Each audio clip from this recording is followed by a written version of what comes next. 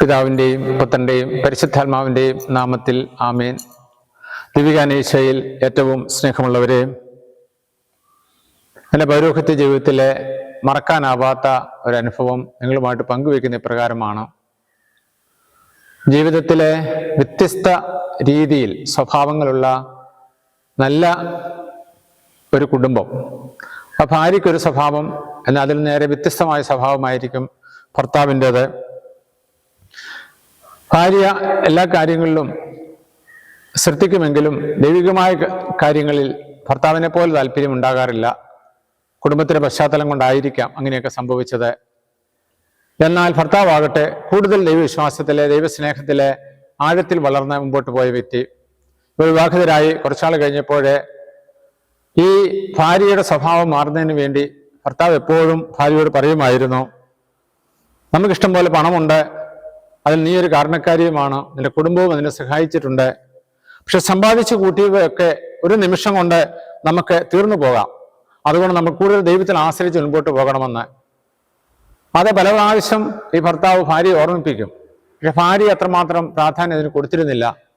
എങ്കിലും കുറേ നാളുകൾക്ക് ശേഷം ജീവിതത്തിലൊരു തിക്താനുഭവങ്ങൾ ഒരു അനുഭവം വന്ന് അതിൽ നിന്ന് പാഠം പഠിച്ച് ഈ ഭാര്യ മാറുകയുണ്ടായി. അതിനുശേഷം ഇവരെ എൻ്റെ അടുത്ത് വന്ന് എന്നെ കണ്ടപ്പോഴേ ഈ ഭർത്താവും ഭാര്യയും പരസ്പരം സമ്മതത്തോട് പറയുകയാണ്, ഭർത്താവാണ് എന്നെ മാറ്റിയത്, എപ്പോഴും എന്നെ ഉപദേശിക്കുമായിരുന്നു, നമ്മൾ സമ്പാദിച്ചു കൂട്ടിയാൽ ഒരു നിമിഷം കൊണ്ട് തീർന്നു പോകും. ഈ ഒരു വാചകം മാത്രമേ ഭർത്താവ് എപ്പോഴും എന്നോട് പറഞ്ഞിരുന്നുള്ളൂ. എനിക്ക് ആദ്യം ഇത് തിരിച്ചറിവായില്ല, പിന്നീടാണ് തിരിച്ചറിവായത്. അതുകൊണ്ട് ഞാൻ ഇപ്പോഴത് ജീവിത സാക്ഷ്യമായിട്ട് ലോകത്തിന് മുമ്പിൽ സമർപ്പിക്കുന്നുവെന്ന്. സ്നേഹമുള്ളവരെ, നമുക്കെല്ലാവർക്കും ഉണ്ടായിരിക്കുന്ന ഒരു മനോഭാവത്തെക്കുറിച്ചാണ് ഈ ഒരു ഉദാഹരണം സാക്ഷി വഹിക്കുക, അല്ലെങ്കിൽ നമുക്ക് നമ്മുടെ മുമ്പിൽ പകർന്നു തരിക. വാഴ്ത്തപ്പെട്ട ഹെൻറി സൂസന് ഇപ്രകാരം പറയുന്നുണ്ട്, നമ്മുടെ പ്രാർത്ഥനകൾക്ക് മറ്റെവിടെയും എന്നതിനേക്കാൾ ദൈവികാരുടെ സന്നിധിയിലാണ് മറുപടിയും പ്രത്യാശയും ലഭിക്കുന്നത്. അപ്പോൾ ജീവിതത്തിൽ എല്ലാവരും തകർന്നവരും അനുഗ്രഹങ്ങൾ കൂടുതൽ ലഭിച്ചവരും എല്ലാവരും നമ്മുടെ പ്രാർത്ഥനകളെ ദൈവനാഥന്റെ സന്നിധിയിൽ സമർപ്പിക്കുന്നതിനായിട്ട് പ്രത്യേകമായി ശ്രദ്ധിക്കുക. പക്ഷെ പാതിരപ്രിയ പറയാറുണ്ടല്ലോ, സൂര്യൻ ഉദിക്കാത്ത ഒരു ദിനത്തെപ്പറ്റി ഭാവനയിലെങ്കിലും എനിക്ക് ഓർക്കാൻ കഴിയും, പരിശുദ്ധ കുർബാനയില്ലാത്തൊരു ദിനം എനിക്ക് ചിന്തിക്കാനാവില്ല. വിശുദ്ധ മരിയ കുര്യത്തെയും ആദ്യ കുർബാന സ്വീകരണത്തിലൂടെ നിർമ്മലമായി തീർന്ന അവളുടെ ഹൃദയമാകുന്ന ആ പട്ടുതുവാലയിൽ ഒരു ചെറിയ കറ പോലും പുരളാൻ അനുവദിച്ചിട്ടില്ലല്ലോ. ഇതുപോലെ നമുക്കും പരിശുദ്ധരായ ദൈവത്തിരുസന്നിധിയിൽ വ്യാപരിക്കാം.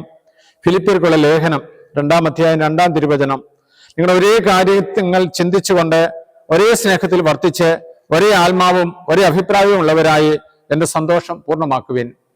അതെ, നമുക്ക് ദിവ്യകാനനാഥനോട് സഹായം തേടാം. നമ്മുടെ ജീവിതമാകുന്ന കടലിൽ ദിവ്യകാനനാഥന്റെ ശക്തി ഒരു തിരിച്ചറിവായി നമ്മൾ കൂട്ടിച്ചേർക്കുക. അപ്പോൾ ബാക്കിയെല്ലാം കൂടെ വരും.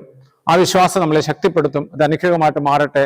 നമ്മുടെ കർത്താവ് യേശു മിശിഹായുടെ കൃപയും പിതാവായ ദൈവത്തിന്റെ സ്നേഹവും പരിശുദ്ധാത്മാവിന്റെ സംസർഗവും നാം എല്ലാവരും കൂടി ഉണ്ടായിരിക്കട്ടെ, എപ്പോഴും എപ്പോഴും എന്നേക്കും. ആമേൻ.